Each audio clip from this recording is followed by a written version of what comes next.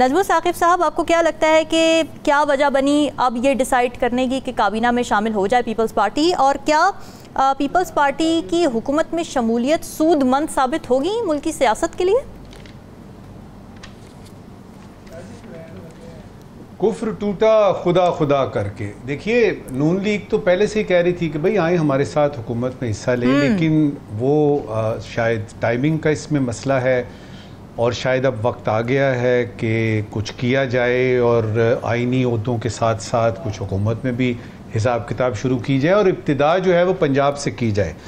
देखिए, ये peoples party की तरफ से एक बड़ी स्मार्ट मूव है। अच्छा, मैं इसको क्लेवर इसलिए नहीं कहूँगा कि सियासत में तो चूँकि बहुत सारी चीज़ें होती रहती हैं और स्मार्ट और क्लेवर का लफ्ज़ जो है ना वो उसमें थोड़ा सा फ़र्क है।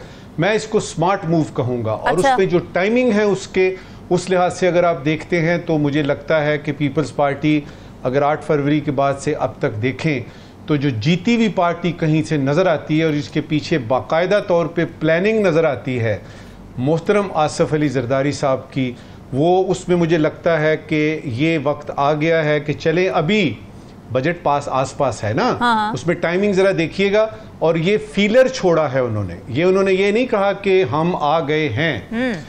4 मेरे ख्याल में इसके मतलब बनते हैं। पहला मतलब इसका ये है कि वो मरीम नवाज की पॉलिसियों से इत्तेफाक करते हैं, ठीक है, लेकिन जिस स्पेस का और जिस जगह का वो यानी बात करें, इसका मतलब है कि हल्का सा खदशा भी है, ठीक है। दूसरा मतलब इसका ये है कि बजट पेश करने के फौरन बाद कुछ वजारतें अगर मिल जाती हैं पंजाब में खास तौर पे तो क्या हर्ज है।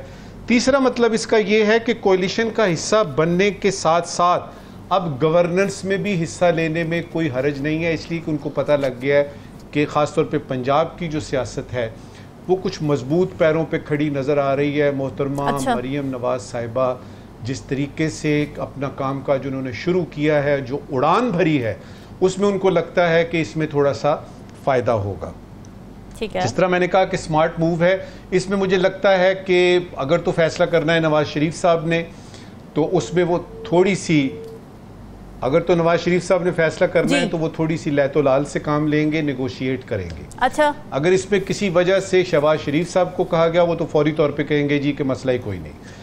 मोहतरमा यानी मरीम नवाज साहिबा को कोई एतराज़ इसलिए नहीं होना चाहिए कि चीफ मिनिस्टर तो वो बहरहाल रहेंगी। अभी हम सिर्फ पंजाब की बात करें। जी। नून लीग को एक फ़ायदा होगा इसका और एक नुकसान होगा। क्या फ़ायदा? ये होगा कि उनको अब अगर कल को खुदा ना खास्ता कोई फेलियर होता है किसी डिपार्टमेंट में, किसी जगह पे पंजाब की पॉलिसी जो है वो फेल करती है, तो वो कह सकेंगे कि जी आप भी तो हमारे साथ थे। यानी वो जो ब्लेम गेम होती रही पीडीएम के पूरे अरसे में, इनसे कहा गया जी ये शेयर हो जाएगा। नुकसान ये होगा कि उनको अपने ही लोगों को थोड़ा नाराज करना पड़ेगा। मिसाल के तौर पे अगर 3-4 अहम वजारतें दे दी जाती हैं पीपल्स पार्टी को पंजाब में, तो वो जो जिन्होंने अचकनें बनवाई हुई थी, शेरवानियां सेट वेट की हुई थी या जिनको तवक्को थी, तो वो तो नुकसान होगा। अच्छा। नुकसान का दूसरा पहलू ये है कि अब उन्हें अगर कैबिनेट में यानी जगह देते हैं पीपल्स पार्टी वालों को, तो पीपल्स पार्टी वाले जो उनकी रही है तारीख रही है वो तो इतनी आसानी से बात मानते नहीं हैं, और जो कि अच्छी बात है। तो अब ये होगा कि एक जो अपोजिशन है वो तो उनको सामना करना ही पड़ रहा है, एक अपोजिशन विद इन द यानी कैबिनेट भी आने की तवक्को या उम्मीद आप रखें।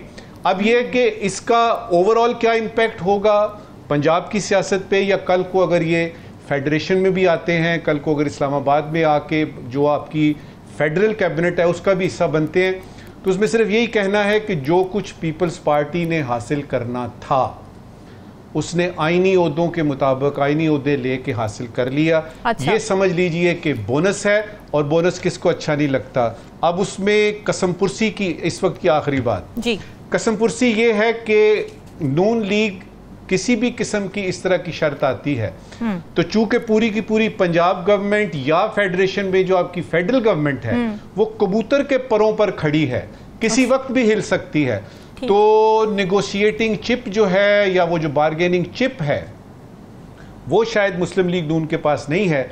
लिहाजा ये जो एक्टिंग प्रेसिडेंट का आपने बताया है यूसुफ रजा गिलानी साहब का, जो चेयरमैन सेनेट भी हैं, एक तो इसको संजीदगी से लें, दूसरा ये है कि ये मुजदा है कि ये चीज़ होने वाली है। فیلر چھوڑا ہے, اب ادھر سے جواب جو ہے وہ آئے گا, دیکھتے ہیں کیا ہوتا ہے. نجم ثاقب صاحب 90 دن میں الیکشن نہیں کرا سکا الیکشن کمیشن, پھر الیکشن جب کرایا جس طریقے سے کرایا, الیکشن ریزلٹس میں جس طریقے سے تاخیر ہوئی, فارم 45 47 کے مسائل, اتنے مسائل ہیں کہ میں لسٹ ڈاؤن کرنے بیٹھوں تو یہ گھنٹہ ختم ہو جائے گا, مسائل ختم نہیں ہوں گے, لیکن ان مسائل کا یہ تحفہ, یہ انعام. دیکھیے مجھے اس پہ زیادہ اعتراض نہیں ہے کہ یہ 3 اعزازیے کیوں دیے جا رہے ہیں.